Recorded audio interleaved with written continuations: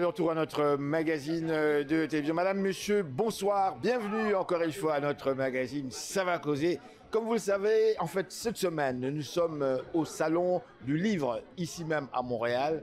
Et ça s'est déplacé, croyez-le ou non. Nous sommes donc à Ville-Saint-Michel, où justement se tient, en fait, une partie de ce Salon donc, du Livre à Montréal, où il y a des nombreux auteurs qui sont avec nous ce soir et qui vont, croyez-le ou non, parler. Alors, comme vous le voyez, il y a un thème ici, un thème absolument qui frappe carrément. On peut lire facilement face à l'horreur, quoi écrire et comment. En fait, on y va tout de suite là avec justement le Salon du Livre, ici même à Montréal. Et donc, je suis Marjorie Villefranche, je suis la directrice générale de la Maison d'Haïti. Et je viens seulement vous dire bonsoir et bienvenue à la Maison d'Haïti. Donc, sous l'initiative du député, ce beau projet a pris naissance et j'espère que vous allez participer avec nous. Donc, ce soir, on est là pour écouter nos auteurs. Je sais qu'il y a beaucoup d'auteurs dans la salle. Merci d'être là et merci aussi de prendre place dans ce train qui va nous conduire dans les aléas de la culture. Bonne soirée. Merci beaucoup Josué. Si cette initiative a été rendue possible, évidemment nous sommes heureux d'être accueillis ici dans notre maison, la Maison d'Haïti. Merci encore Marjorie de nous accueillir et toute l'équipe de la Maison d'Haïti de nous accueillir. Mais c'est aussi grâce au soutien d'un partenaire formidable qui est dans le quartier Saint-Michel aussi. La première question que je poserai, c'est qu'on va faire un petit tour de table. C'est vraiment une conversation. C'est de poser la question, aujourd'hui, face à l'horreur, qu'est-ce que c'est qu'écrire? Est-ce qu'il y a quelque chose? Comment écrit-on aujourd'hui quand on est palestinien? Quand on regarde ce qui se passe dans le monde? Comment, quand on prend la plume, on écrit? Quand on désire écrire un livre, qu'est-ce que ça veut dire? Qu'est-ce qu'on souhaite communiquer? Quand je pense à ce qui arrive à Gaza depuis 14 mois maintenant. Mais il faut dire que ça n'a pas commencé il y a 14 mois, ça fait 76 ans que l'on se bat pour notre liberté. Les premiers mots qui me viennent en tête, en fait, ce sont des poèmes, ce sont des vers de poésie. Et face à l'innommable, à l'indescriptible, parce que je pense qu'on commence vraiment à manquer de mots pour ce qu'on voit et ce dont nous sommes témoins aujourd'hui. Je reviens de plus en plus à la poésie. La poésie reste encore le seul endroit qui arrive à dire, en fait, l'innommable de ce que nous sommes en train de vivre. Et moi, je cherche toujours... on a beaucoup cité ce mot de Mahmoud Darwish, aucun peuple n'est plus petit que son poème. Et je cherche beaucoup en fait dans les mots des poètes palestiniens de l'espoir, mais aussi cette capacité de dire l'indicible. Et quand je suis démoralisée, je me souviens toujours qu'il y a un poème qui maintenant est devenu un hymne depuis le 7 octobre, qui est le poème de Al-Fat al-Arir, qui demande à tout le monde de fabriquer des cerfs-volants. Donc si je dois mourir, vous devez vivre pour raconter mon histoire, fabriquer des cerfs-volants, pour qu'un enfant à Gaza voit les cerfs-volants et imagine des anges. Donc je pense que notre travail comme écrivain, aujourd'hui, c'est peut-être d'être des fabricants de cerfs-volants dans les moments les plus difficiles. Sans oublier la part d'ombre. Et c'est peut-être la partie la plus difficile. Écrire à la fois pour dire la colère et dire la violence et dire la nuit. Il y a Ursula Le Guin qui dit que l'écriture, c'est la langue de la nuit. Pour dire que écrire, ce n'est pas simplement projeter vers l'extérieur nos mots, notre imagination, notre univers, mais c'est un mouvement intérieur, c'est un mouvement vers les ombres qui nous habitent. Et on ne peut pas en fait écrire si on ne reconnaît pas la présence de ces ombres-là qui sont en nous. Pour moi, écrire est devenu en fait un moyen de survie. Et j'insiste sur la partie vie que survie. Donc c'est d'aller chercher la vie malgré la surviolence. Et donc j'écris l'amour autant que possible, j'écris la tendresse. Je ne sais pas fabriquer des cerfs-volants, encore moins les faire voler. Mais ce qui est beau dans l'écriture, c'est qu'on peut imaginer toutes les possibilités. Il y a Philmine qui parlait des utopies comme étant des réalités que l'on déplace. Et j'aime beaucoup ce mot, je te le pique, Philmine. Et j'aimerais penser qu'écrire au temps du génocide, c'est être assez têtu pour vouloir déplacer la réalité, rien que pour un instant. Pour pouvoir respirer 2 minutes de plus, 3 minutes de plus. Et peut-être dans cette respiration-là, c'est là qu'on va en fait sauver ce qui nous reste d'humanité.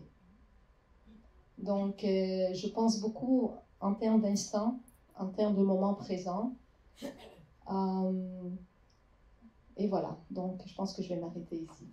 Et si on fait une sorte de généalogie des violences extrêmes, elles n'adviennent pas d'un coup.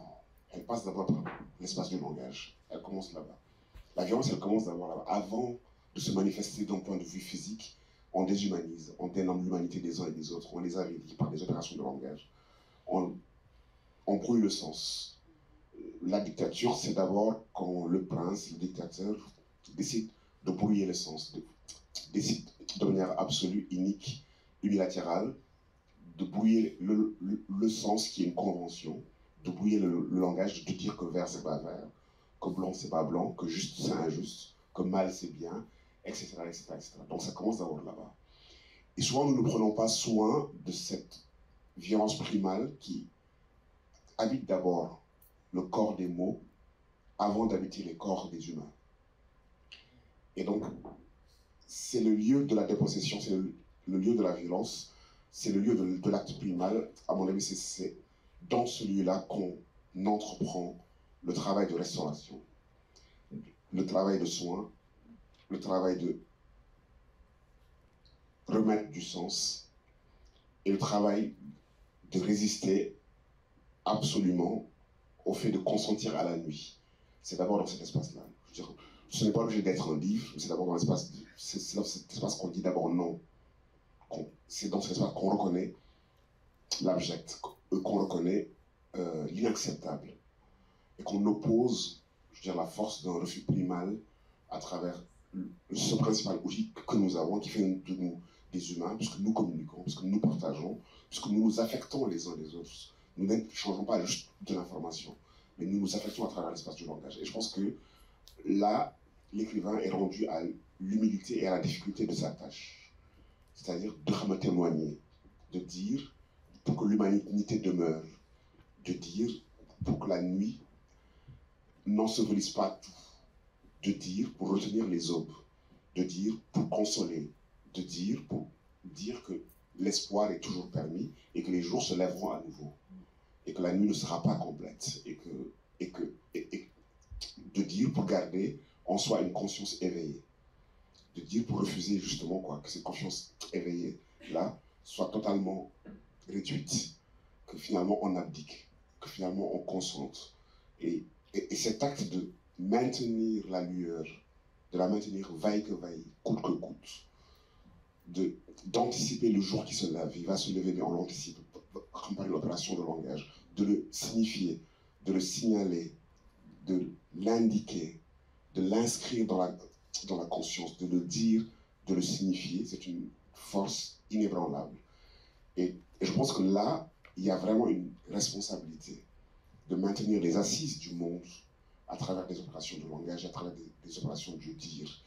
Et c'est une tâche qui est à la fois fragile, à la fois vaine, mais à la fois absolument fondamentale. Et rien qu'en termes d'individu, et je m'arrêterai là, chacun peut se souvenir, traversant une épreuve, comment on a pu être soutenu par les mots que d'autres avaient dit, que des mots qui nous ont été dits, de voix à oreille, des mots que nous avons lus dans l'espace silencieux d'une page, des mots qui ont traversé le temps, qui témoignaient d'autres temps, mais des réalités qui résonnent en nous, et des mots qui nous ont maintenus, et qui grâce auxquels nous sommes aujourd'hui là, encore debout. Donc je pense que c'est peut-être ça, en temps de violence, l'un des sens de la littérature, et l'un des sens de l'écriture, et l'un des sens de l'engagement dans la production infinie de sens, et dans la production renouvelée de sens, qui est une production d'humanité.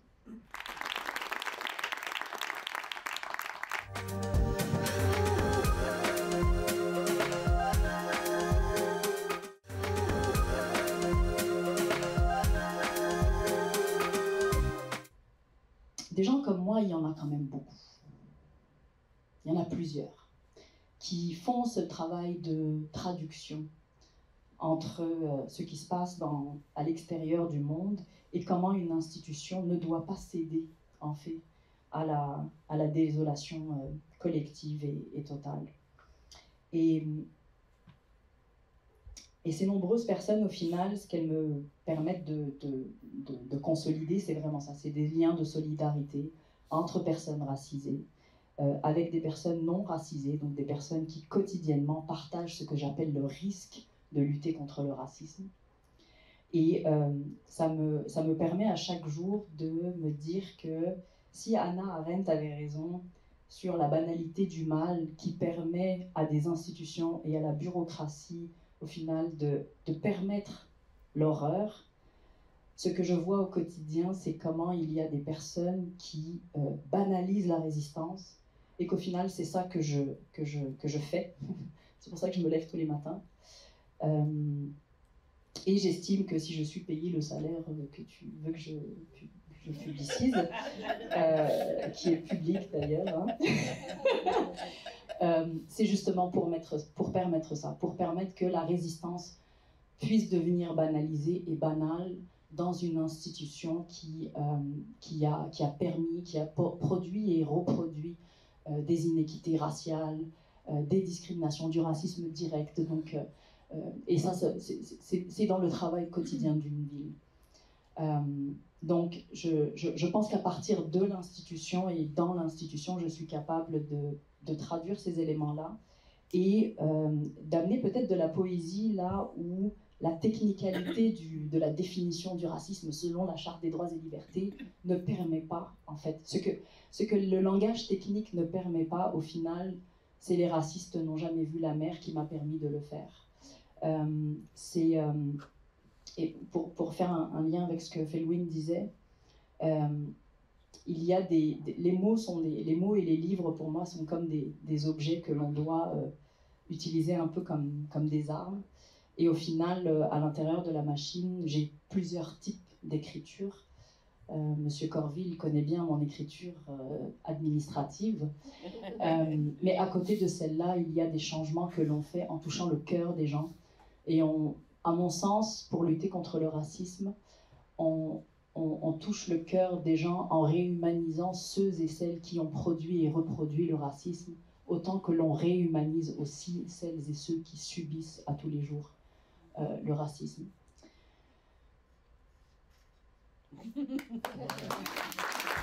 Il y a des journalistes, malheureusement aujourd'hui, je peux en parler parce que du coup je fais un pas de côté depuis quelques mois, j'observe, je regarde, je réfléchis à ce que j'ai fait, je réfléchis à ce que font les autres, je les écoute, je les regarde et je me dis, finalement tout le monde pense à soi.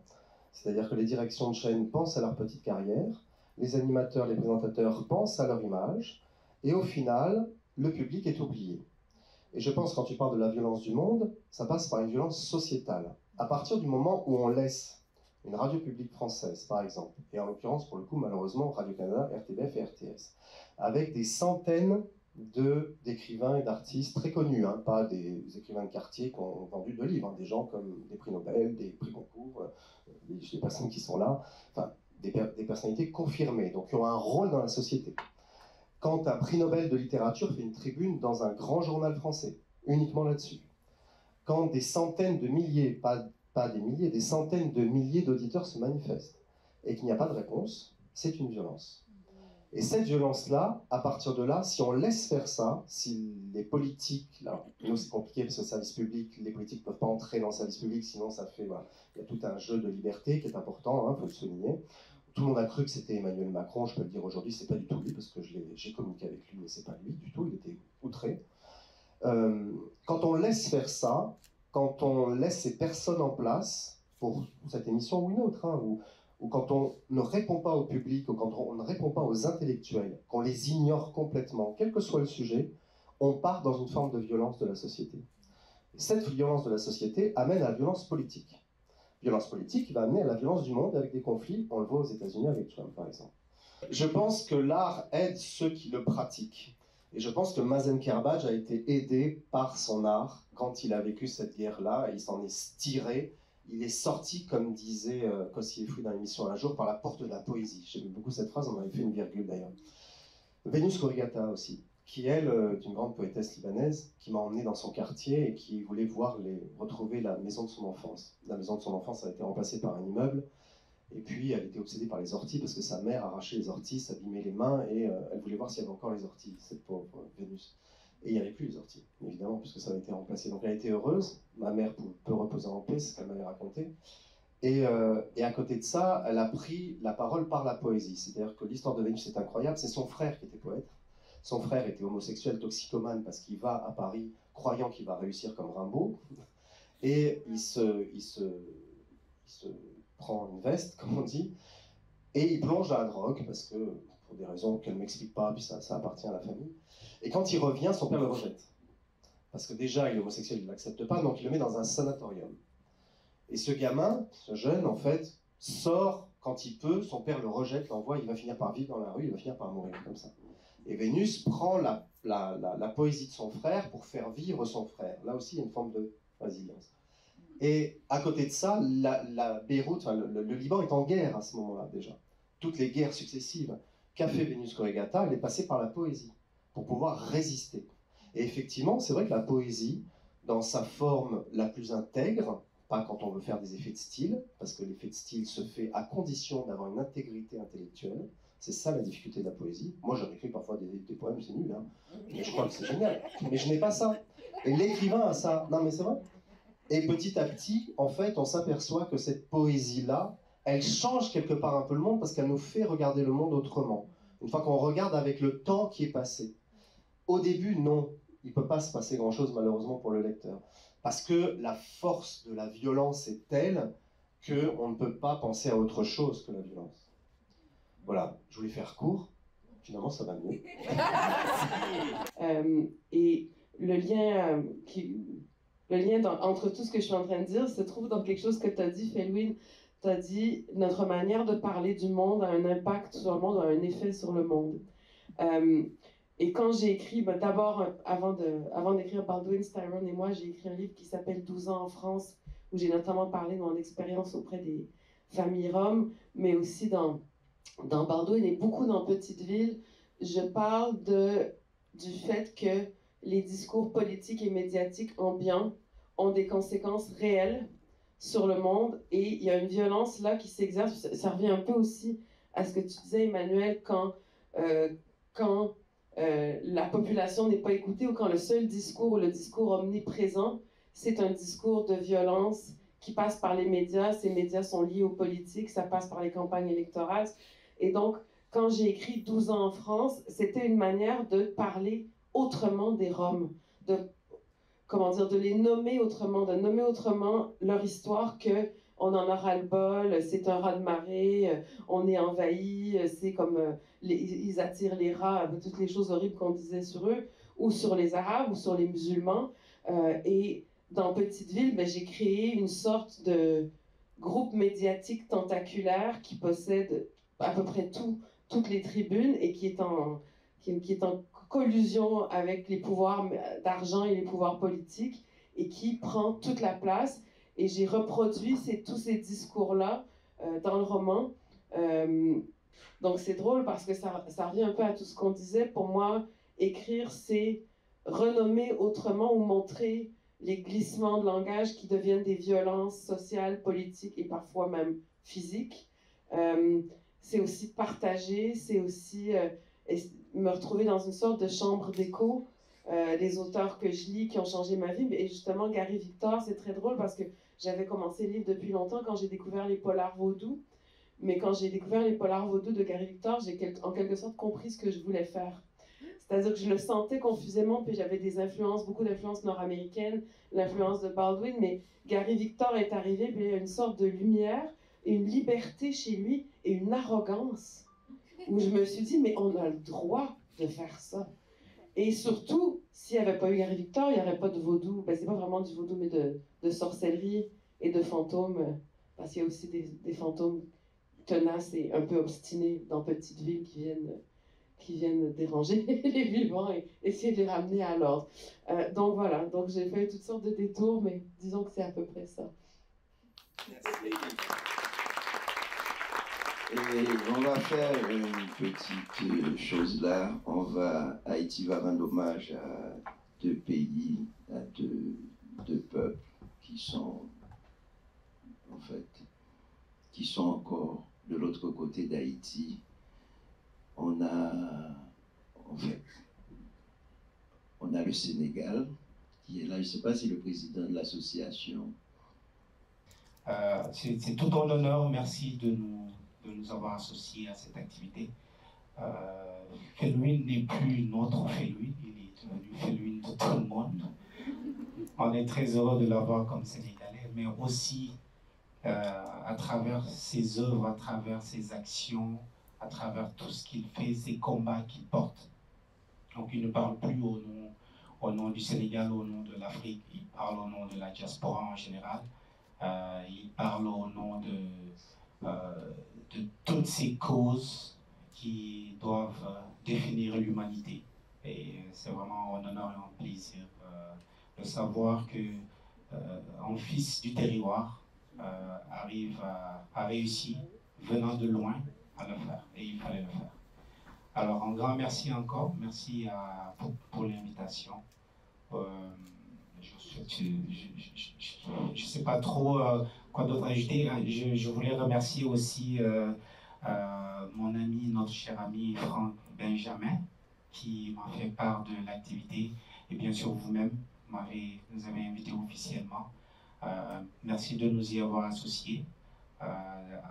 Oui, peut-être c'est le Sénégal, on parle du Sénégal, mais à travers le Sénégal, c'est toute la diaspora africaine, afro-descendante qui est aujourd'hui honorée.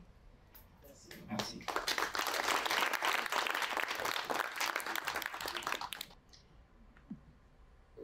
Le texte s'intitule « Tourner la face au soleil ». Ça fait longtemps que nous nourrissons l'âme et le corps du monde, que nous le faisons même lorsque l'on nous ôte le pain de la bouche. Ce don auquel nous ne consentons pas est la part faible de notre générosité. Nous ne devons plus accepter d'être ce champ du monde que l'on dévaste, cette mine que l'on exploite et que l'on laisse exsangue, cette rivière que l'on assèche après en avoir bu l'eau, cette forêt dont on coupe les arbres après s'être abrités sous leur feuillage ombrageux. Nous ne devons plus accepter d'être ceux que l'on insulte, méprise et avilit sous tous les cieux, ceux à qui il est naturel d'accorder la pitié, ceux à qui l'on fait l'offrande grise de la compassion, alors que nous habitons les pays de la noblesse et de la dignité. Il s'agit pour nous, enfants de Hunan et de Toumaï, de tourner à nouveau nos visages vers le soleil, de nous y abreuver, d'habiter ces gisements de vie, de force et de lumière. Et pour cela, nous ne devons plus consentir à aucune violence, d'où qu'elle vienne, qu'elle sorte de l'intérieur de la palissade au cœur de la maison ou qu'elle émane du dehors. Il s'agit pour nous de ne plus collaborer à notre propre asservissement. Nous dresser contre lui, comme là-bas dans le Wallo Natayal, comme dans les artères de Kansala Lignancho, comme à Al-Muhtara où les anges brisèrent leurs chaînes, comme en 1803 à la bataille de Versières où les combattants de Haïti, terre des hautes montagnes, défirent les troupes napoléoniennes. Haïti, là où la négritude se mit debout et crut en son humanité. Comme à Adoua en 1896 où les Éthiopiens bottèrent les fesses aux Italiens. Nous dresser comme un seul tronc, Albertine Sissoulu, Lumumba, Oumniobe, Wangari Maathai, Aline Sitoé Diatta, Isidore Noël, Thomas Sankara, Amical Cabral, Nelson Mandela, Mohamed Bouazizi. Nous dresser comme un peuple sur l'avenue Habib Bourguiba un 14 juin 2011, comme un peuple sur la place Tahrir un 25 janvier 2011, comme un peuple à Ouagadougou un 30 octobre 2014, comme un peuple à Brazzaville, comme un peuple à Kinshasa, à Limete, à Matongé, à Lumumbashi, à Goma, à Douala, comme un peuple à Lomé, comme un peuple en devenir. Nous dresser face à l'ombre et à la nuit, nous dresser et chasser ces pantins désarticulés par une longue pratique de la courbette et de l'indignité, ceux qui ont confisqué notre élan, qui bornent nos existences, nos puissances d'exister et nous réduisent à une sordide mendicité. Nous dresser et les chasser de ces trônes qui usurpent, ils n'en sont pas dignes. Chers frères et chères sœurs, afin que la vie reprenne, afin que la rivière coule à nouveau et irrigue la plaine, fertile, désobstruons les chemins.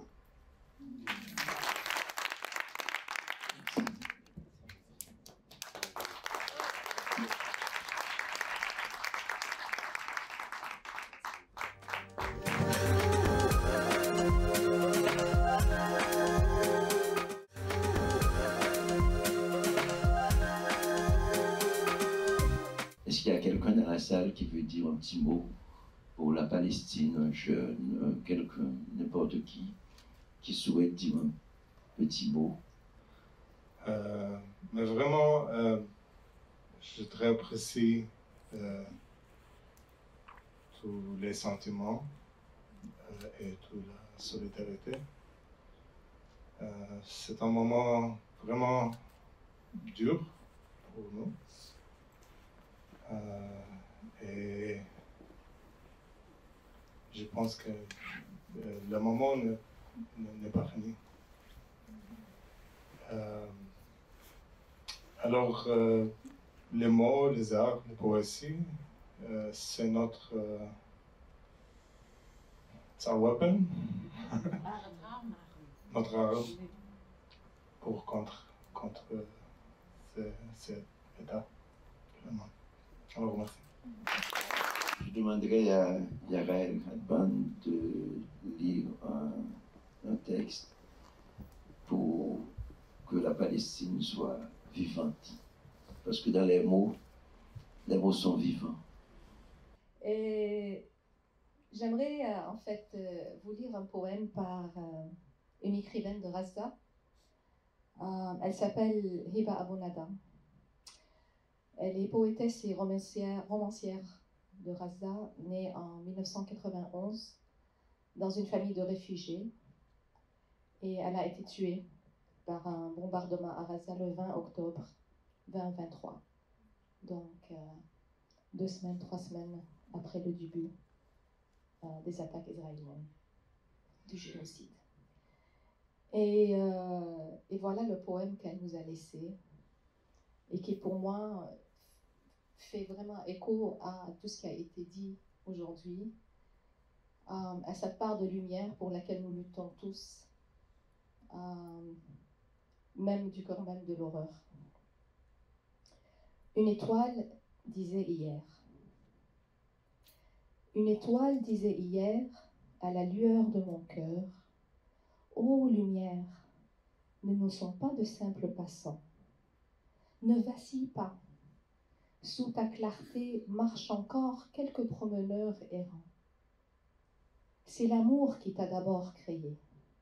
Qu'il soit donc ta seule offrande à ceux dont l'âme est apeurée. Tous ces jardins dans nos prénoms ont en vérité éclos d'un passé que nous ont légué les cœurs ardents des amoureux. Depuis qu'est apparue la langue séculaire, elle nous aura appris que c'est par le désir que nous pouvons guérir autrui. que pour des poitrines qui peinent, nous sommes un céleste parfum, un soupir, un bol d'oxygène. Que nous pouvons traiter les blessures de la manière la plus fine, avec une gaze faite de sens et un comprimé d'aspirine. Et si un jour, ô lumière, toutes les galaxies de tout l'univers n'avaient plus de place pour nous, tu diras, entrez dans mon cœur, vous y serez enfin à l'abri.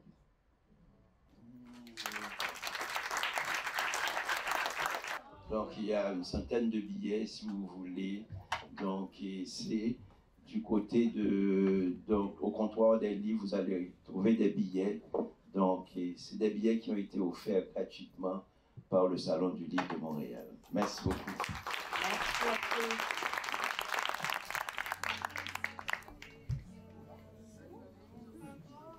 Je m'appelle Vladimir Figaro. C'est une rencontre que j'ai trouvée très riche. Et si beaucoup de ces auteurs ont apporté de l'eau au moulin, ce que je vais retenir notamment, c'est cette belle parole de Felwine. Ça m'a beaucoup marqué par rapport à la force des mots. Et il nous expliquait que les mots, avec ce qu'ils portent, leur beauté, ce seront nos armes justement par rapport à l'horreur. Donc la force de la parole, la force des mots, la positivité des mots. C'est Paul-Henri Grégoire et j'ai retenu exactement la même chose. C'est face aux armes, comment que la poésie peut être une arme vraiment redoutable. Et ça m'a fait chaud au cœur en pensant à mon peuple haïtien qui est en train de souffrir et qui, Dieu sait, Haïti, combien de poètes que Haïti a produit. Et il y a un des panélistes qui a dit que Haïti ne peut pas mourir parce que Haïti a produit beaucoup de poèmes, beaucoup de poètes aussi. Donc ça m'a fait vraiment chaud au cœur et je crois que Haïti pas qu'à périr parce que nous avons trop de poésie là quand nous. Apolline Casséus. En fait, je félicite les organisateurs. Ce fut une très belle soirée. Évidemment, moi, c'est le titre qui m'a amené ici. C'est le titre qui m'a capté face à l'horreur. Quoi écrire et comment. Donc, lorsqu'on vit des choses difficiles en tant que mère, moi, j'ai perdu mon unique fils qui a été assassiné. Alors, assassiné où, madame? Ici, au Canada. À Montréal? À Montréal. Et votre fils a été assassiné? Mon unique fils. De quel âge? 26 ans. Oh. Et en fait, justement, lorsque j'ai entendu les gens parler de, que ce soit racisme, d'injustice, mis à part de ça, j'ai aussi vécu les injustices qui vont avec le racisme systémique. Donc, par exemple, on nous a annoncé ça devant l'hôpital, alors qu'on était il y avait un hôpital, on nous l'a annoncé dans un coin de rue. Donc, ce sont des thématiques, personnellement, moi, qui me touchent.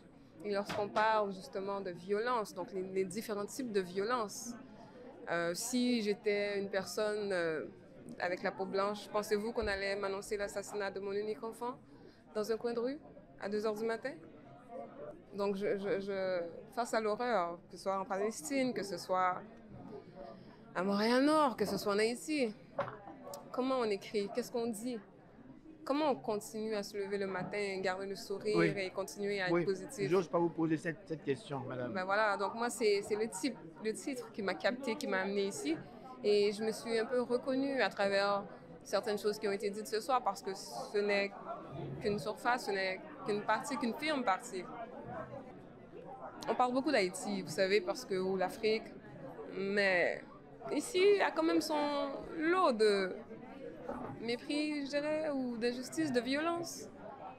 Dites-moi, aujourd'hui, comment est-ce qu'on se sent dans tout ça? Ça fait déjà 2 ans, vous me dites. Oui, ça fait 2 ans. C'est une plaie qui est encore... En fait, c'est quand même mon unique enfant, donc forcément que ça va être une plaie qui va demeurer à vie. Comment on se sent? Je sais pas, ça dépend des jours. Il y a des jours quand on est quand même bien, il y a d'autres jours que c'est la cata, c'est l'amertume, c'est la tristesse, c'est la désolation, c'est le manque, le vide, c'est la colère, les questionnements. Parce que nous sommes des gens qui ont donné et qui donnent encore. Comment est-ce qu'on peut se faire traiter de la sorte? Et comme je vous dis, là, je vous je vous dis une firme partie. Donc, il y a 5 à 6 couches de traitement que nous avons subi. Et vous pouvez même aller chercher les articles. Donc, par rapport à cela, où est-ce que, en fait, moi, depuis, je réclame ou je demande que toute famille, peu importe sa couleur, sa race, soit traitée avec considération. Donc, un simple mot, mais avec tout un poids. La considération. Ce n'est pas rien, c'est gratuit. Pourtant, on ne la reçoit pas toujours. Madame, je vous remercie et je vous présente tardivement mes sincères condoléances. Merci à vous. Merci. Je m'appelle Jean-Fernand Bédia. Donc, je suis enseignant-chercheur. Je viens de la Côte d'Ivoire. Alors, ce soir, j'ai bien apprécié le thème de cette table ronde. Enseignant-chercheur en quoi précisément? Enseignant-chercheur en littérature comparée. Ici même à Montréal? À Abidjan. Abidjan, d'accord. Voilà, en Côte d'Ivoire. Donc vous êtes clairement de passage ici en fait. Je suis de passage, je suis arrivé à l'occasion du Salon du Livre de Montréal. Bien, ok. Voilà. Et donc ce soir, ça a été une très belle occasion de libérer la parole pour parler fiction, poésie dans un contexte de génocide. Comment nommer l'innommable? Puisque c'est ainsi que le thème a été résumé. Et j'ai été beaucoup frappé, notamment par la question palestinienne. Parce que nous sommes au XXIe siècle et pour nous, après Auschwitz, les questions de génocide devaient être derrière l'humanité. Malheureusement, nous vivons encore une ère qui nous rappelle Auschwitz, qui nous rappelle la Première Guerre mondiale, la Deuxième Guerre mondiale. Et aujourd'hui, les panélistes nous ont montré que les mots peuvent à la fois désigner ce que l'on ne peut nommer, mais aussi guérir les victimes de ces génocides, les survivants de ces génocides. Et donc, de mon point de vue, parce que je suis d'un pays aussi qui a connu une guerre récemment, et on peut nommer l'innommable de façon narrative, bien sûr, en partant du fait de la désignation du bourreau. Comment on nomme le bourreau, comment on le désigne, afin de le représenter clairement pour les contemporains et aussi les générations futures. Et aussi comment il s'y prend pour orchestrer, organiser l'extermination de masse. Donc ce soir, nos panélistes nous ont vraiment donné un message assez clair sur le rôle de la poésie, de la littérature dans les témoignages. Généralement, l'écriture, c'est une évasion, soit pour éviter l'horreur, soit pour l'exprimer. Soit pour l'éviter ou bien pour l'exprimer, la manière où vous le sentez. Donc, on peut parler de soi, se retourner sur soi-même pour éviter le traumatisme de l'horreur, ou bien pour l'exprimer de la manière que vous le sentez. Donc, c'est le rôle de l'écriture. Mais pour ce soir, j'ai aimé la rencontre, mais avec une réserve. Haïti a été présent dans la bouche de tous les intervenants, mais on n'a pas parlé de l'horreur d'Haïti. On a parlé d'Haïti comme une terre d'accueil qui reçoit tout le monde, mais Haïti traverse une horreur actuellement. Et l'horreur d'Haïti est indescriptible parce que les autres pays, que la Palestine, Israël ou n'importe quoi, c'est des adversaires qui se battent entre eux. Des envahisseurs qui arrivent quelque part. Mais Haïti, il n'y a pas actuellement d'envahisseurs. Il n'y a pas de guerre en Haïti, mais la capitale d'Haïti est démolie. Comme s'il y avait une guerre mondiale. Il n'y a plus de meurtres en Haïti à chaque jour qu'il y a entre la guerre de la Russie et donc, la Russie et puis l'Ukraine. Et l'Ukraine. Oui. Il n'y a plus de meurtres, plus de morts en Haïti. Donc, pourtant, il y a des obus de guerre Alors qu'Haïti traverse cela, cette horreur-là n'est pas s'exprimer, ne s'est pas exprimée ce soir-là. C'est ma déception.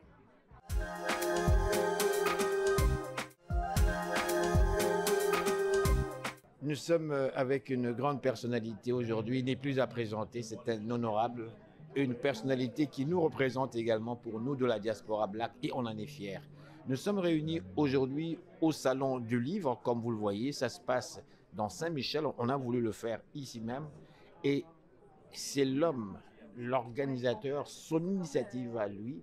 J'aimerais tout d'abord connaître, dites-moi, il y a eu beaucoup de choses qui ont été dites ici. Vous-même, vous vous êtes exprimé. Moi, je suis totalement marqué, frappé. Qu'est-ce que le public qui nous a suivis aujourd'hui peut retenir par rapport à ce qui a été dit ici, ce soir? Alors, merci dans un premier temps ici d'être présent ici dans le quartier Saint-Michel.